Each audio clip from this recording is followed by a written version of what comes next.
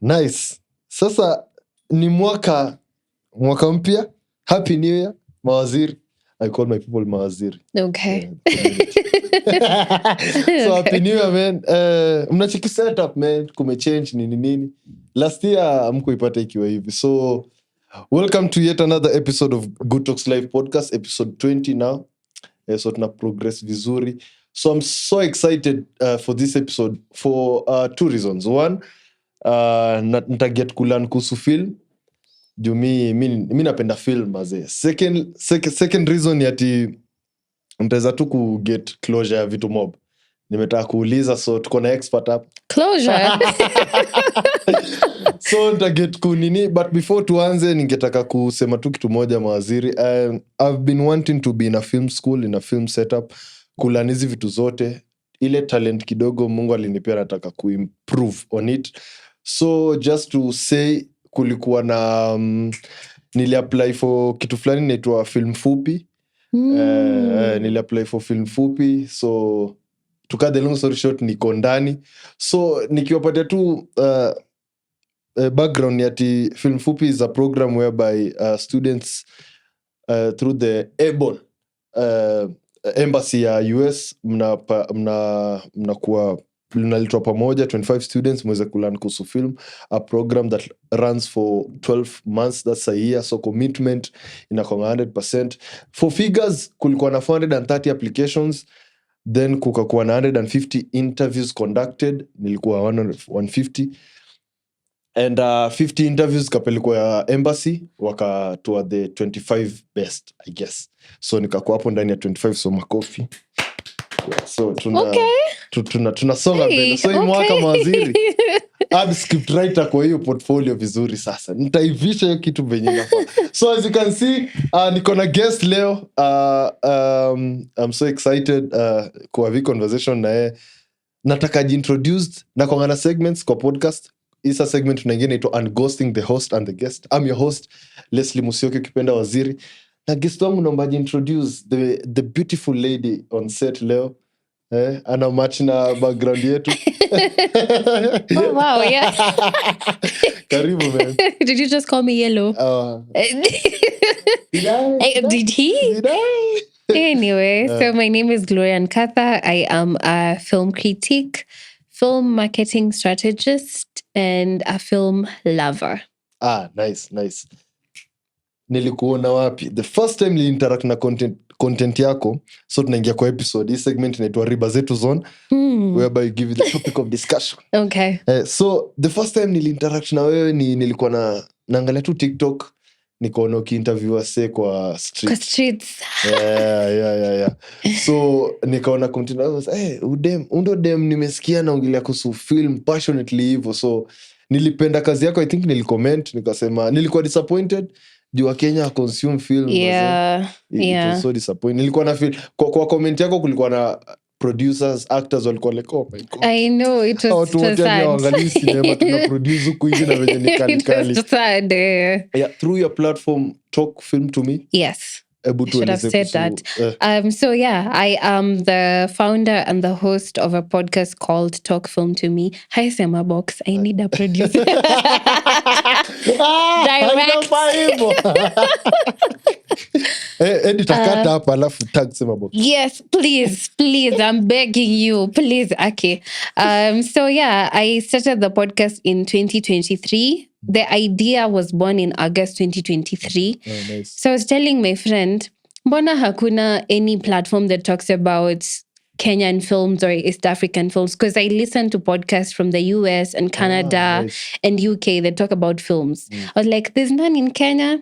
And I saw people only talk about a film when it's hyped. There's nobody who's doing it consistently. Euphoria. Yeah. So I was just like, see, we start. So I talked to a friend of mine, told her, hi, let's start this thing. She took her sweet time, and on the 24th of November, I released my first episode. I sat down in front of my Samsung A23. What was Samsung?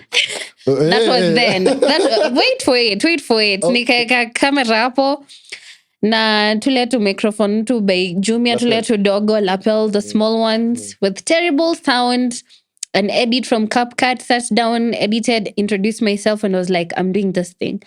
But I just did it purely as, is it audio? Audio peke yake? Peke yake. Like I recorded the intro to the podcast, but I was just like, I can't sustain this because the camera quality was not so good. Not so good. So I was like, the point of this was just to talk film.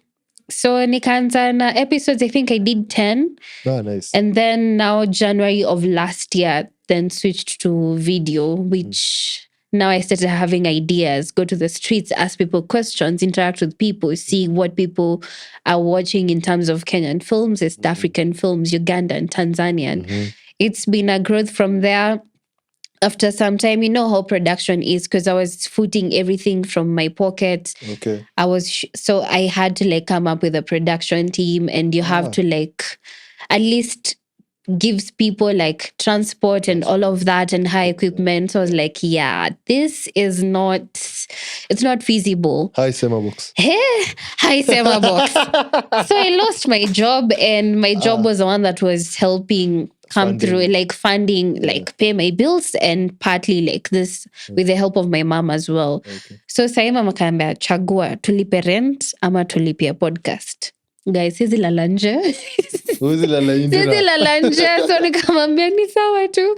So to cover up for this space now, because now I'm not actively releasing episodes, I started doing mini episodes on Instagram and TikTok, and opened the blog and a newsletter on LinkedIn. So people don't notice that you're not really releasing like full-on episodes, but so I haven't lost my community. In fact, it's still growing. Only that like the premise, what I started, is not completely happening because I'm not recording the, again, high Sema Box. I hope that message is strong. I have potential. Iko kwa box. So you've talked about your blogs and doing the short content. Yeah. Mbona unafeel wa Kenya wa consume films za Kenya? Oh my God, I could sit here the whole day and give you all reasons, but number one, hatuna cinema culture, number one. For Kenyan films. Like, si ati watu hawaendangi cinema. People go to the cinema, endo uangalie tu Mufasa. Time ya Wicked, sijui Gladiator, Oppenheimer, people dressed up for Barbie in pink and all. So we can't say that people don't watch films. It's the Kenyan ones. Yeah. I'll give an example. No offense to anyone. If you hear that something is from China, what is the first thing you think of? Counterfeit. Exactly. Yeah. So the same way people, if they hear about a Kenyan film, they think it's terrible. So even the ones that are good don't get the chance to be showcased to the public. Now, of course, there are other things that affect the filmmakers in being able to provide these films to be accessible to the public. So it's an issue with both sides. And I can't, for this one, for the first time, I can't necessarily blame the government. Because, I mean, there are definitely policies that could be switched. Msini kujie. I know what I'm talking about. By the name, iliban paper bags. Mbona ziko mna doctor? Okay. Yeah. You're talking about film. Hiyo ni idea film, by the way. Idea moja tulikuwa tunapanga. Yeah. Tulikuwa tumongelea script. Writing inaanza. Yeah. So for this one, I mean, I think filmmakers also need to be innovative in terms of your marketing strategies. Being able to reach. Juu ukiangalia ka Barbie manzi, I know they pour like 30% of the total budget ni ya marketing peke yake. Huku, like Kenyans, marketing ni afterthought. Ni tuketi, tupange, tumelipa script writer, tumelipa cameraman, director, producer, the actors, and then watoko like, so wase tunafaa tu market hii film.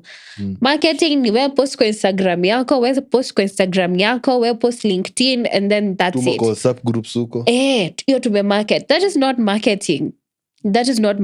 So that's why I'm saying we can't blame the government if we're not, I mean, for sure, in terms of policies, I will say like there are policies that are not working for the film industry. But in terms of putting ourselves out there, there's still so much more to be done. Kuna hii kitu ya stereotypes.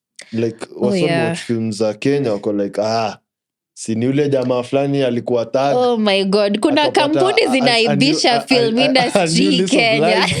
Sasa tunapata ni hero at the end of the day. Yeah. Like, okay, na feel ni sawa. Script hiyo inaweza kuwa poa, mtu anaweza script poa itokee. But the reason wa Kenya wa consume hizi film ni ati wao kwa stereotype film zote. Yeah. Na tukijaribu a new thing wanasema tuna copy the West. So hii market ya Kenya kupenetrate mazee, na feel like filmmakers wanakuwa heartbroken rahisi. Yeah. Sababu kupenetrate kwa hii na sijui Kenyans are so hard to please. I won't lie. They're so hard to please. Na sijui market ya Nollywood ilitufikiaje sisi. Like iliingia tu vizuri paka mi nilikuwa na watch na mamboch wengine hapo hivyo kwa nini Afro Cinema continues shortly kwa Citizen hapo na sijui market ilipenetrate aje kwetu tukaanza consume Nollywood. I think hapo sana tunaweza blame government. Ingekuwa na pair Kenyan films chance your time. Yeah. For the policy, I don't know. I think it's the Kenya Copyright Board that's supposed to deal with this. But 60% of what is shown on TV should be Kenyan. But currently it's less, significantly less than that. Kulikuwa na kitu fulani ya Bella alisema Kenyans ni kama ni watu wa TV shows more than films. Like venye tumekuwa tukifidiwa Inspector Mwala taide, tunataka that kind of format. Tunataka hii movie naisha, hii film naisha in 40 minutes, niko na suspense, kesho unipate hapo tena. So mse consume 2 hours of film naeze kuwa na that roller coaster of emotions and I feel si enough. Nishamaliza hii movie. Nishamaliza. Bwana we toa sorry, double standards. Mnaenda mna watch Oppenheimer. Like I don't get it. Like I'm still studying the Kenyan audience. I have to say I'm still trying to study. So deliberate juu pia kwenda kwa ground kuuliza hizo maswali. Mimi niko na feel some type of way juu mazee msee any Kenyan film. I don't know any Kenyan films. Niko tu anakuambia hivyo blatantly uko like what? I went to school to study film, alafu uniambia ujue ni film. Unaniambia nini about degree yangu? Mimi sasa nimeanza kuja film school, alafu nasikia story ka hizo. So hata mimi kuproduce film yangu, nitakuwa like sana produce ya nani? So hapo itanipatia creativity yangu itaenda to a different direction na sitaweza kutell stories zangu. I think itabidi tu tumekuwa innovative na how to reach these audiences. For a fact ni wako. Angalia the music industry in Kenya. Tumemba play KE. Alisa like unaweza ona ka difference. For me, I was proud of my Spotify act. I was so proud. Right? Yeah. I can't talk about mine. So of course. No. I don't think I had one. It was full of podcasts. If I'm being honest. Music auku. Obviously kuna music. Kulikuwa na podcast sawa, but kuna music. Ethan sai called Keithan na Kinoti na Nikita Kering walikuwa wamejaa hapo vizuri. Your personality. Anyway, let's go back in time. The first film mimi niliwatch ilikuwa na VHS cassette. Mimi si mzee, mimi ni Gen Z. Oh God, he's like hapo nyuma amenjea na so my first film was you should see him, guys. Better mzee. When you baby boomer anyway. Oh my God, I did not see that coming. See jokes. Ni miang kindani nje ndo ina. Oh my God. So my first film was Hard Target. Yeah, Jean-Claude Van Damme. Na niliwatch kwa VHS cassette na from there nikakuwa na consume film za nje. Na reason sikuwa introduced to venye nilikuwa na kushow sasa. Kenyans tumekuwa programmed to consume the TV shows. Una film mbona ilikuwa challenge for producers kutengeneza cinema that time ama zilikuwa na zikuwa wasa walikuwa nazicheki? Well, I mean, I do know the industry has you mean I feel saying like msesa hii mimi feel industry ndo inaanza. It's true. That's what I was about to say, because if we compare ourselves to Hollywood, oh my God, we'll be doing ourselves they're 100 years old. We can't compare ourselves to that. And I feel like we're rebranding and trying to now understand what our audience likes.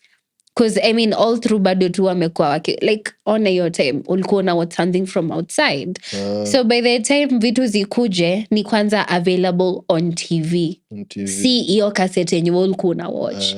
So ndo maana watu, the first thing they were introduced to in terms of film are TV shows. So I guess you can definitely say we're still very much toddlers in terms of film. We're still very much toddlers. We're learning. Ndo tunaanza. So hata mtu akiniambia nataka kuingia film sahi, mi siwezi shtuka.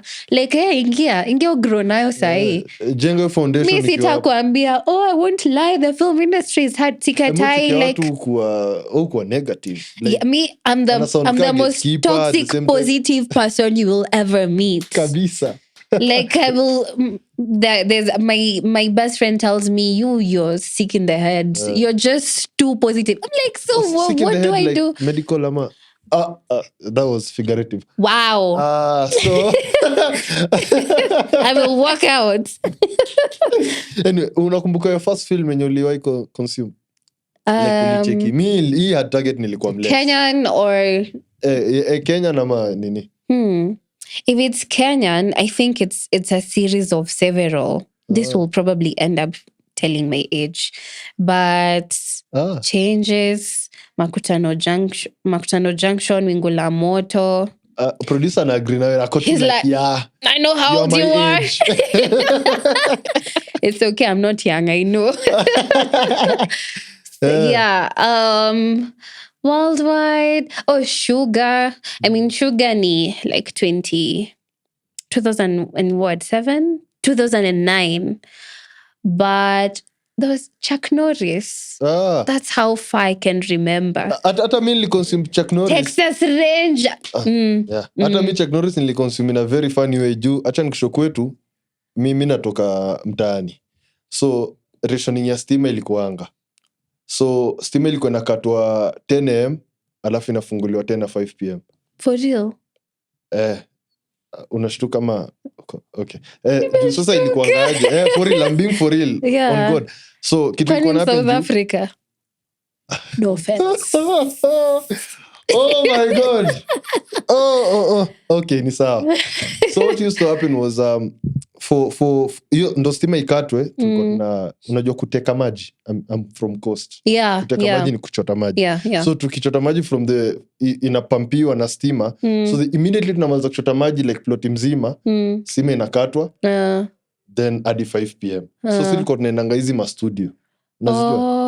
Zile unaenda kulipa 10 shillings, 10 shillings for movie. Ilifika huko majioni wanaweka ngwati. Basa mimi nilikuwa Good Lord, forgive your children. Mimi nilikuwa naingia huko 12 natoka huko kitu 5 na acha wazae wa consume Kenya. So ikifika 5 pm narudi home na sasa consume there na ngoja Inspector Mwala Tidy High hapo hivyo and all that. So for me that was my introduction to film. Na live fall in love na film from that moment. Nataka kuuliza hii role ya the film industry in general. Mkuru, nita reference Mkuru. Mkuru upo tena story ya Barbados design Pirates of the Caribbean ili boost economy ya the country yenye Pirates of the Caribbean ilishutiwa hapo. Mbona una feel gava hiyo investment ya film bado wako skeptical ama pia very easy haiko kwa conversation? Oh my God, I think so. I'll give it first of all in context with my parents. Okay. When I went to campus, my dad knew I was studying tourism and communication. Nice. I was not studying that. I was doing film. Alijua time ya COVID, jua alikuja akapita akasikia, udema nasoma nini? Akaniza, Nkatha, nasikia nini? Nikam nasoma film, dad. So they thought I was in the film club in school. But I was just like, tourism is, no offense to anybody, but it's so boring. I don't want to learn about rocks. And for communication, I just purely hated the lecturer. Your course ilikuwa ni ya mawe tu. Like there's nothing interesting. And in terms of for communication, I just didn't like the lecturer. So till date, like sai mamangu amenitisha CV leo asubuhi. Nitafutie kazi juu anaona tu, okay, hope hata watch episode. Juu anaona tu like there's nothing you're doing in film. So I think they don't see, even for those people who are in those places where they're able to, they don't see the potential. Like hawaoni kama inaweza leta do, hawaoni kama iko na promise, kama iko na any potential to invest in, unless, because I mean film contributes to like 5% of the GDP of this country. Okay. It's just 5%. For them, that's how they see it. It's just 5%. But if you look at it, that means if I add something, this 5% could grow to something else, could grow to 10%, to 15%. I mean, that's what Nollywood did. But I guess it will just have to do with time. Gen Z must go. Si tumeanza kustudy film sasa to time for umesema Gen Z must go. Yeah. So yeah. Yeah. Proceeds. Must come. Mami must come. Must stay. Namaste. So I hope that eventually they will see this potential and a lot of it in film. Kuna huyu nimwita politician. He did something very silly. So there was this guy called Leonardo DiCaprio who was supposed to come and shoot a film in Kenya. Yeah. And then this very wise man decides to go and preach, and they had signed an NDA not to disclose. That was one of the ways that this country was going to be opened up in terms of film. But because somebody wanted to open their mouth and say how much, anyway, I'll just stop right there. Ilienda kwa country gani yo kadarasi? I think kama CSA they used AI. Obviously ni SA. Morocco. Ilienda Morocco. Ani mse alikuja Kenya hadi. Like even Lion King, did they fully use Kenya? No. Wametumia tu Hell's Gate kidogo then. Yeah, most of it is AI. Sure. Like there would have been a possibility to literally just shoot anyway. Yeah, I hope they see the potential, honestly. In film. So tuko na a few minutes tu. Sababu Gloria was a bit early. And we'll have to rush this to talk about the films that were produced. Last year? Utakuja tena tupige tuongele kuhusu film in depth. Yeah. The films that have been produced before, ile sa culture film ilianza kuwa accepted in Kenya. Nataka your views tu juju on the films that were produced. Kwanza before, mbono na feel SA na Nigeria wanatuchapa design hiyo sector film? Number one, USA nayo. Let's just start. Nigeria are mass consumers for what they produce. They don't even with music. Yeah. They produce, they consume. Sisi, we like to be westernized somehow. Hebu tuone. Let me see how it looks. Unasema iko umeiona? Kuna palia mamunjo. Twende tuone. Yeah, twende tuone. Yeah, with South Africa, they have managed to globalize what they're producing, their quality, their authenticity, like how they use just their language and their culture. Sisi film ni ya hapa Kenya, but mtu akiongea kizungu najiuliza, kizungu ele tuko Nairobi, tuko Kiambu. Yeah. So I mean those are some of the things that people overlook, but ni heavy. For the consumer. Juu tena, imagine, sisi ni Kenya, tuko East Africa. Swahili is the most widely spoken language. Kuna subtitles and 70% of the film wanaongea Kizulu, Kisosa. Imagine tungekuwa tuna produce a film in Swahili, because Uganda, Tanzania, Rwanda, Congo, all of those countries have a bit of Swahili. We have a ready market. We just need to tweak our work to fit into that market. Sini wa deadly. Tumelalia potential for sure. Click bang. Unaweza patiana rating, unaweza patiana critic. Oh, I already did this on I think, I can't remember, but I think 7. 7? Yeah. 7? Yeah, 7. Here's the thing. With the story, I listen to the story. I like Mkuru is an amazing storyteller, but there is this will always happen for everyone, not just tied to them. There's a difference between telling the story and now making the story, bringing it to life in a film. There are some things that are lost in the way, and there are some things that are gained. The ability to tweak this thing from a story that was told to a film is a skill. So that's where the 3 goes into. It's a good story. It's just there's some things that could have been tweaked better. Kamtupe.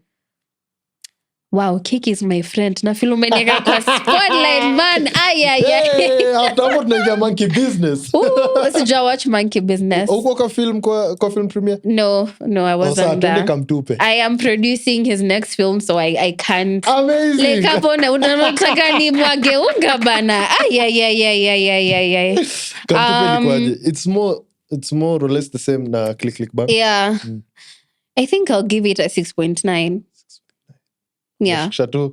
Okay. Yeah. So, Disconnect, the sequel na the nini. Oh my God. I am not afraid to say Disconnect. For the budget they had was a disconnect. I will say this, and Tosh knows this. Yeah. Tosh is an amazing creative director. In terms of look and feel, he's amazing. Yeah. And that's why I think he really does good ads. But when it comes to the creative bit, like the story bit, I think he needs someone to complement him in terms of that. So for Disconnect, it was a complete disconnect for me, but it looked amazing. It looked and felt from amazing. From the consumer perspective, nilikuwa like, wow, tuko Netflix. Tosha. Yeah. Nilikuwa tu on. Si tuko Netflix. Tosha, yeah. Wow, that was okay. Yeah. Volume. Wow. Again, I talked about this. I loved how Volume looked and felt like, but I did not see the story. I hated how they presented the main character because I don't know, because even with More Fire, I'm thinking you are coming to... tuko More Fire. Fire, baby. Okay, we're getting there. So I think it's a story with the story development because always the supporting role ends up being better than the main character. Look at Castro's performance was better. Faiz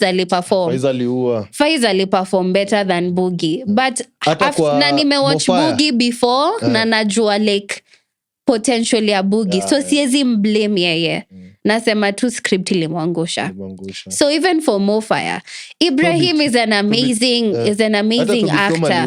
But hey, Onyi, like Kevin Onyango, my God, he killed it. He's amazing. Like he was so poised and calm. His masculinity came out. As watching as a girl and fangirling, I'm supposed to like fall in love and like this bad boy he was called Brian in the film. Matata.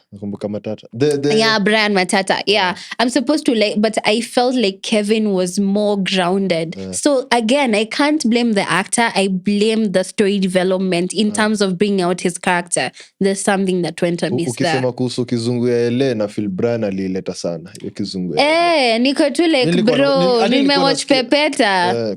Disconnect kwa kichwa yangu tu, niko tu like na. Mbona hukupenda Antai nilicheki ulifanya? Yeah, Antai Kantai presented itself as a family watch. It's a film that it's a show that I would have easily thought I would watch with my mom. 18+. Until no pastor sijui na niko tu like what's happening? Hey.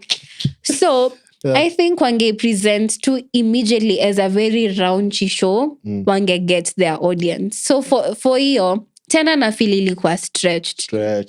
Ingekuwa like fewer episodes. Hiyo story wali lose. Wangeite 10 kiasi. CJ watch bado. Go check it out. CJ watch bado. 8 ama 9 up. I'm getting like me nimeshaipea marks based on audience reviews. Like I can see people like it, so I'm giving it a thumbs up before I even watch it. Yeah, nice. Yeah. So kuna segment ya mwisho inaitwa Stay Stupid Pun, where I ask you puns about film. Oh God. Wasowazoza, unajua wasowazoza za podcast. Yeah. Oh, nice. Some nice champs wako hapa hivi wanataka kurecord. Okay. So let me ask you the first one. What do you call a movie about bread? Hold. Niambie tu. Umesema? A movie about bread. Inaitwa A Love Show. A love show. A love show. A love show, yeah. Okay, the last one tukimalizia. Okay. What can you say about small chars and also say on a film set? Kata nusu. No. Ngoja. Ni rahisi. A smocha and a film set. And a film set. Ni kumoto. That's a wrap. Tunamaliza hii episode. That's a wrap. I did not see that one coming. Yeah. That's a good one.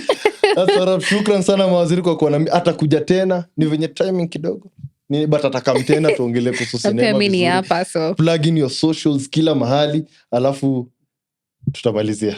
All right. So Sema Box again. Hi. Then... so you can find my podcast. Let me just say my socials for now. So I have a newsletter on LinkedIn called Talk Film to Me, where I share an article weekly, share every insight I have about... I read a lot, guys. So trust me when I say it's packed with good insights. I have a blog where I share now my film reviews. Every critic I've written is on the blog, talkfilmtomeblog.wordpress.com. Talk Film to Me podcast on TikTok, Talk Film to Me Instagram, Talk Film to Me podcast on YouTube. Basically, if you look for Talk Film to Me, you will find me, Gloria Nkatha. Thank you. Amazing. Congratulations on everything you have done and what you're about to do. Thank you, man. Kuna session on the 23rd? Yes. I have a session with Cinema Agency. It's a South African company that does film marketing. So we'll be talking about film marketing trends. So I advise every filmmaker to actually tune in on X on the 23rd. If you want to find out, it's going to be me and Tony Asakoma from Ghana. Amazing. He's a good friend of mine. We've also talked film pamoja. So he's a top film critic in Ghana. Amazing. Yeah. So if you want to find out anything about film marketing, every information and detail that we have, it will be shared there. Yeah, amazing. Yeah, so that's a wrap. It's a smocha. Sana maziri. I've been your host Leslie Musyoki. Continue subscribing, sharing. Thank you for the hiyo episode next nitawaambia mambo mawili matatu the next episode. But shukran sana kwa kuwa na mimi. Ni Good Talks Live episode 20.